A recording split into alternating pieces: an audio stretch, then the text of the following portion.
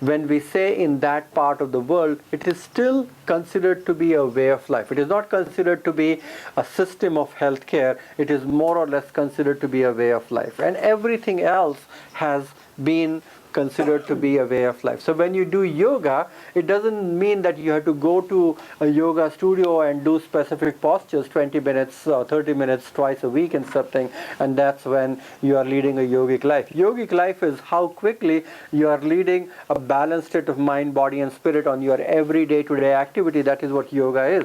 Yoga is nothing but skill in action. Yoga is nothing but an integration of your mind and body and spirit. Yoga is nothing but your ability to actually connect to that sense of wholeness very quickly.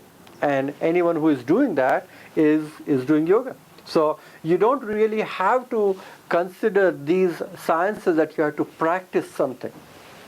So when you are practicing Ayurveda, it doesn't mean that you have to really use Ayurvedic herbs or herbs which are grown in India to practice anything, or you have to use some weird Ayurvedic mantra to help people feel better. No, it is something which is understanding the simple principles of nature, understanding the natural constitution of that person, and helping them unwind the diseases is all Ayurvedic.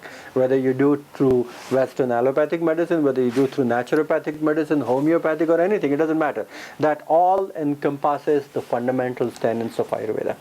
So when we say the origin and the background of Ayurveda, yes, it does come from that part of civilization which used to lead and have a very healthy way of living and practicing, and where the written documentation of that is all in Sanskrit. How many of you heard or read of this language, Sanskrit? So Sanskrit, all the documentation of this is in Sanskrit, and many of the words what we talk about will be in Sanskrit itself. So the whole Vedic literature which is written in this language, which is the most ancient language of the humanity. It is probably the mother of all the European languages, Indo-European languages. And it is sans means which is pure or perfect. Pure or perfect, and krit means created. Even if you look at this word created, it comes from the word kriti.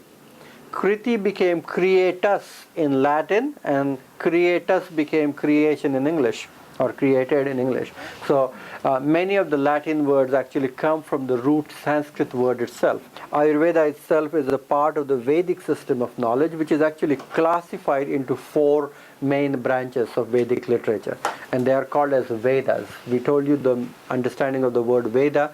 Veda means knowledge, information or science.